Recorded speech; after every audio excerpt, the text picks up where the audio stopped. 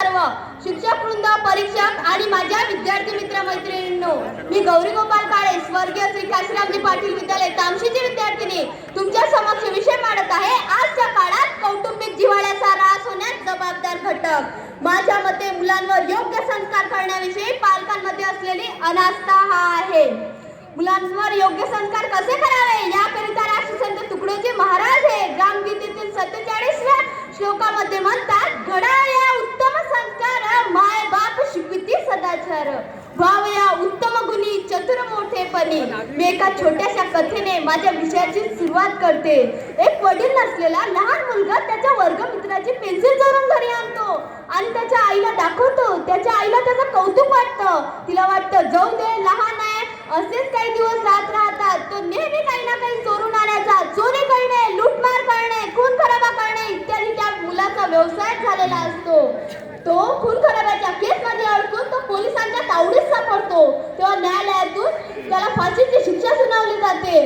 तेव्हा त्याला त्याची शेवटची इच्छा विचारल्यानंतर तो त्याच्या आईला भेटण्याची इच्छा दर्शवतो. त्याच्या आईला तिथे हजर केले जाते.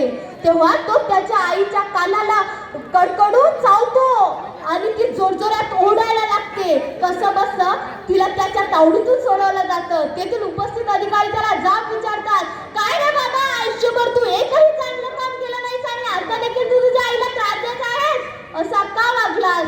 तेव्हा त्या मुलाने अतिशय मार्मिक आणि या विषयाला साजेसं उत्तर दिलं, महोदय, हीच ती बाई आहे जिच्यामुळे माझी अशी अवस्था झालेली आहे. हिने जर का माझ्यावरती योग्य संस्कार केले असते तर माझी ही अवस्था झाली नसती आणि मी इथे उभा नसतो.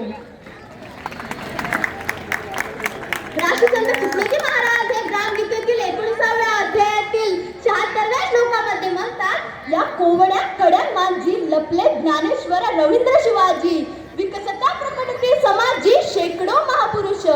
जीवनातील सर्वात मोठी संपत्ती म्हणजे आपल्या मुलांवरील संस्कार आहेत. जीवनातील सर्वात मोठा दागिना म्हणजे संस्कार आहे. तो जर का बालवयात गेला तर म्हातारपण हे सुखात जाईल. छत्रपती शिवाजी महाराज, छत्रपती संभाजी महाराज या शूरवीरांना घडविण्याचे, त्यांच्यावर संस्कार करण्याचे काम केले ते म्हणजे एका महान मातेने, ते म्हणजे माँसाहेब जिजाऊंनी. गर्भवती मायमावल्यांनी ठरवायचं आहे की आपल्या मुलाला किंवा मुलीला कसं घडवायचं आहे. जिजाऊच्या पोटात जेव्हा शुभा होते, जिजाऊ या मनोरंजनाच्या आहारी गेला नाही तर आजच्या मायमावल्या या सतत मोबाईलशी खेळत असतात, सासू सुनेच्या सिरियल्स बघत असतात. त्यातून काहीच मिळत नाही. कुटुंब फुटतात, कुटुंब विभक्तपणा येतो. परिणामी एकत्र कुटुंबे ही विभक्त कुटुंबे होतात. शिवाय आजचा काळ हा आधुनिक विज्ञानाचा, तंत्रज्ञानाचा, विकासाचा काळ आहे. आपण चंद्रावर जाऊन पोहोचलो, मंगळावर देखील जाऊन पोहोचलो.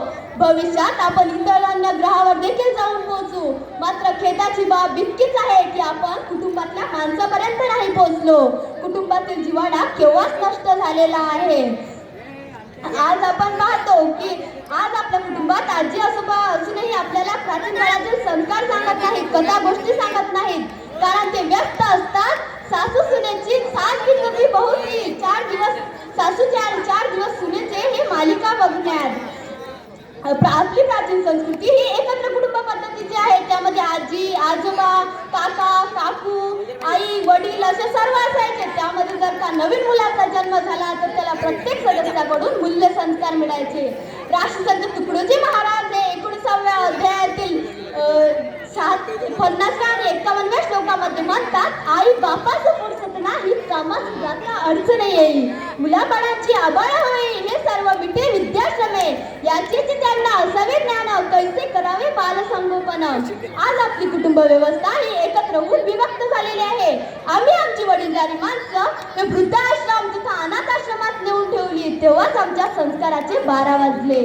आई वडील दोघेही नोकरी करणारे, दोघेही स्वातंत्र्य वृत्तीचे, कोणीही आपले स्वातंत्र्य वा नोकरी सोडण्यास तयार नाही. अशा जर का मुलाचा जन्म झाला तर प्रश्न निर्माण होतो त्याला सांभाळण्याचा. आई वडील कोणी समजदारी दाखवत नाही. परिणामी त्या मुलाला सांभाळण्यासाठी आया ठेवली जाते. ही स्थिती नोकरदार वर्गासोबत सामान्य कुटुंबातील देखील झालेली आहे. आज आपण पाहतो की सामान्य कुटुंबातील मुलंही त्यांच्या आई वडिलांना श्रावणबाळ या योजनेतून मिळणाऱ्या पगारापुरतेच वागवतात. येथील उपस्थितांना मला आवर्जून सांगायचं वाटेल, स्वार्थ, आधुनिकता, पैसा, विभक्त कुटुंब इत्यादी घटकांमुळे आपल्या कौटुंबिक जीवनाचा त्रास तर होतच आहे, पण सर्वात जास्त जबाबदार घटक हाच आहे आहे की मुलांवर योग्य संस्कार करण्याविषयी पालकांमध्ये असलेली अनास्था. राष्ट्रसंत तुकडोजी महाराज 19व्या अध्यायातील 76व्या श्लोकामध्ये म्हणतात, आजचे सान बाल उद्याचे तरुण कार्यकर्ते होतील, गावचा पंख फेडतील उत्तम उत्तम गुणांनी. आज आपल्या कुटुंबात आजी आजोबा असूनही आपल्याला प्राचीन काळातील संस्कार सांगत नाहीत, कथा गोष्टी सांगत नाहीत, कारण ते व्यस्त असतात जब्बर सासू सारखी मालिका बघण्यात.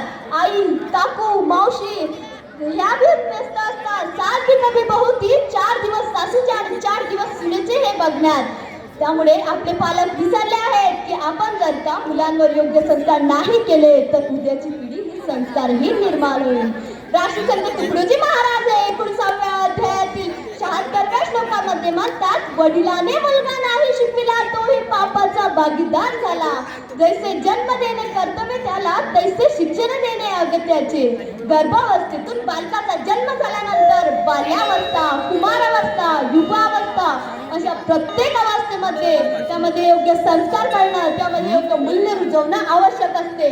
तरच त्याची आपत्ती या देशाचे संस्कृत सुजाण नागरिक घडू शकेल आणि कुटुंबातील जिव्हाळा, प्रेम, आपुलकी पुन्हा प्रफुल्लित होईल आणि कुटुंबे आनंदाने बहरतील. एवढे बोलून थांबते. धन्यवाद.